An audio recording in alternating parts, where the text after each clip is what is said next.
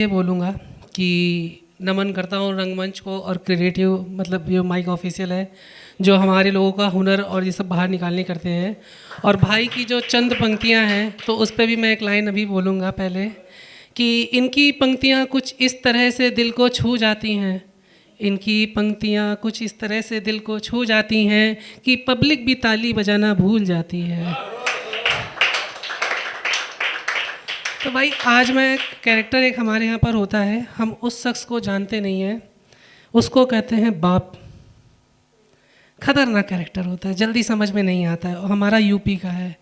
मैं कानपुर से हूँ तो पहले अपने आप को इंट्रोड्यूस करना चाहूँगा कि जैसे चालक देखता है सवारी, जैसे चालक देखता है सवारी, वैसे ही तुमको देखता है ये अंकित तिवारी।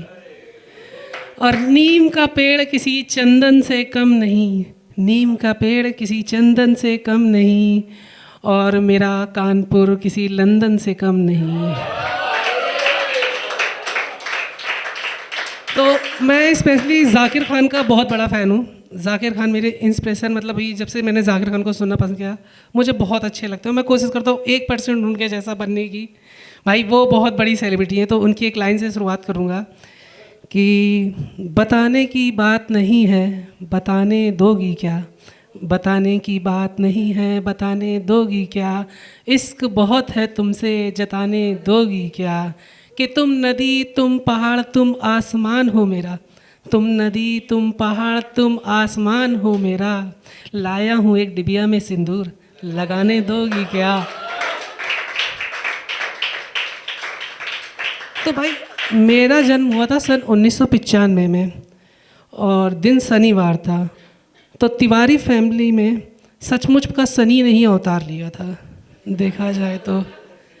और हमारी और शुरू से हमारे बाप की जो थी बहुत एंटी थी, मतलब जो काम उसे करना है वो मुझे नहीं करना है, जो मुझे करना है वो उसे नहीं करना है।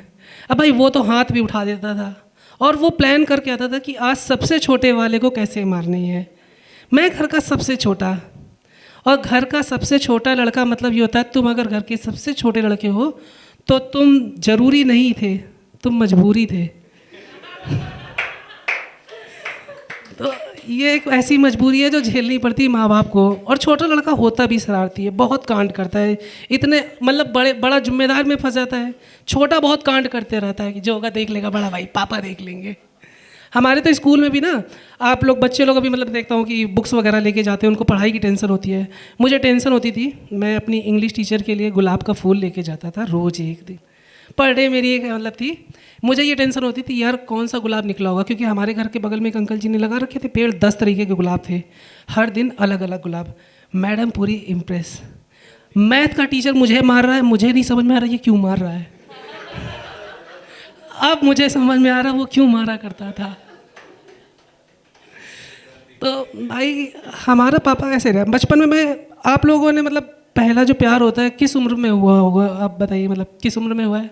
कोई भी एक बता सकता है यार भाई, कोई वो पब्लिक से नहीं लिया जाएगा। फर्स्ट इम्प्रेशन जो होता है ना, कहते नहीं एक तरह से फर्स्ट अट्रैक्शन किस उम्र में हुआ होगा? है बॉयज़ स्कूल वाले हो? तुमसे तो बात करना बेकार है तो। भाई कोई तो बता दो यार, पहली बार तो सबको हुआ होगा। 18, मेरा क्लास 5th में था। और मेरा ये सिलसिला 5th से शुरू हो गया था। मैं मतलब लड़के मेरे आज तक भी लाइफ में सिर्फ 2 ही लड़के दोस्त हैं, वो भी लड़कियों जैसे हरकतें करते हैं इसलिए हैं। 2 जो ये खास है वो इसीलिए लड़कियों जैसी हरकतें करते हैं। मतलब मेरे पास गर्लफ्रेंड हो ना हो, लेकिन इनकी से बात कर लो तो ये हरकतें ऐसी करेंगे ना जैसे गर्लफ्रेंड भिन्ना नहीं जाती हैं। क्या बात है, क्यों नहीं बात कर रहे हो, बताओ, कुछ तो बात हुई होगी ना। भाई अब तू दोस्त से छिपाएगा? अरे नहीं छुपाऊंगा भाई, जब मर्जी होगी तो मैं गरिया दूंगा, मैं बता दूंगा भाई ये टेंशन है, चल आ जा बैठ जा पीते। नहीं छुपाऊंगा तुमसे। लेकिन भाई अब ये जो ना, मैंने अपना स्कूल बंद करवा दिया था क्लास 8th में आते आते। मतलब एक वो पड़ती है दुर्गा पूजा में अष्टमी के दिन, और हमारे स्कूल वाले छुट्टी नहीं दे रहे थे, तो मैंने सारी लड़कियों को इकट्ठा किया। मैंने कहा आज स्कूल बंद करवा देंगे। स्कूल क्योंकि बंद कैसे करवाना था, प्रिंसिपल के पास गए, प्रिंसिपल ने कहा छुट्टी नहीं मिलेगी। मैंने कहा सर कल आपके स्कूल में कोई नहीं आएगा, ये मेरा चैलेंज है। और मैंने स्कूल्स के सारे बच्चों के घर में जाके 2 घंटे के अंदर अंदर सबको बोल दिया कल छुट्टी है, प्रिंसिपल साहब अनाउंस करना भूल गए थे। अगले दिन स्कूल बंद। खबर पहुंची मेरे घर पे, मेरे बाप के पास। मेरे बाप को बुलाया गया, मेरा बाप वहाँ पर आया और मेरे बाप ने फिर कुछ इस तरीके से बोला कि प्रिंसिपल शिकायत कर रहे हैं। तो मेरा बाप ना ऐसा था कि मतलब उसने मोहल्ले में लोग बोल देते हैं कि मेरा लड़का है देख लेना, कोई शरारत करे देख लेना। आप लोगों की ये बोलते हैं, मेरा बाप बोलता है कोई अगर कोई शरारत करे पेल देना, देख मतलब ना पेल देना। अब जब स्कूल में बुलाया गया तो स्कूल के पूरा स्कूल अब उनकी जो मतलब कहा सुनी हो रही थी उसको सुन रहा था और मुझे गर्व हो रहा था अपने बाप के ऊपर। पहली बार उस टाइम पे उसने सीधे जाके जब प्रिंसिपल ने बोला आपका लड़का नेता बनता है, ये पूरे स्कूल को बंद करवा दिया, ये बड़े होके पता नहीं क्या क्या करेगा। पापा ने कहा जिम्मेदारी आपकी है, आपको उसी समय मारना चाहिए था। अगर मैं कंप्लेन लेके आता तो फिर आप बोल सकते थे इस चीज़ के लिए। भाई पूरा मतलब मैं उसी टाइम पे स्कॉर्पियो गाड़ी लॉन्च हुई थी, 4-5 स्कॉर्पियो स्कूल के बाहर लग गई। बाप हमारा पूरे मतलब 16-17 ग्रुप के साथ में उस दिन मेरे बारे में पूरे स्कूल को पता चल गया था, भाई कौन है ये। और उस दिन से हमारा मतलब जो लड़कियों का अट्रैक्शन है बहुत ज़्यादा बढ़ने लगा था। फिर तो मतलब माँ बचपन में कन्हैया कन्हैया बोलती थी तो मैंने भी कहा जब भी कन्हैया बोल ही रही है तो 16,000 गोपियाँ भी तो होनी चाहिए। और उस दिन से मुझे अपना बाप बहुत प्यारा लगा। फिर मैं बाप को समझने आज भी मतलब 30 साल का हो गया हूँ मैं, मुझे फिर भी बाप कैरेक्टर समझना इतना आसान नहीं होता है, क्योंकि भाई इतना आसान नहीं होता है बाप बनना। मतलब कहते हैं कि एक लाइन मैंने इस पे लिखी थी कि तुम्हें खुश करने के लिए वो अपने पैरों को तलवे को घिसा देता है, तुम्हें खुश करने के लिए वो अपने पैरों को तलवे घिसाता है। कभी मेट्रो में, कभी बस में, कभी ऑटो में धक्के खाते हुए जाता है, कभी बॉस की ऑफिस में डांट खाता है, लेकिन जब घर आता है तो मुस्कुरा देता है। तुम कितना भी उससे पूछो वो कुछ नहीं बताता है। और तुम्हारी ख्वाहिशों को पूरा करने के लिए अपनी ख्वाहिशों को अंदर ही अंदर दबाता है। बाप को समझना इतना मुश्किल नहीं है। ये जो पापा पापा तुम करते हो, पापा को तुम नहीं समझ पाओगे, और जो पापा को तुम समझ गए तो जिम्मेदार या त्याग की परिभाषा कहलाओगे।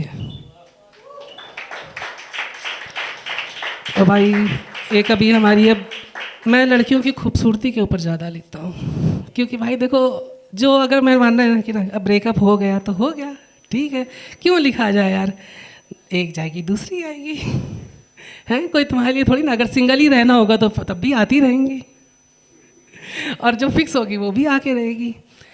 कि एक लड़का है और ना मतलब उसको एक लड़की मिलती है। लड़की का स्वभाव बड़ा नटखट सा है, चंचल सा है बहुत।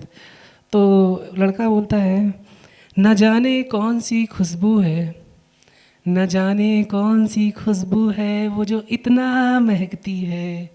कहने को समझदार है, कहने को समझदार है, लेकिन अभी भी बच्चों की तरह चहकती है।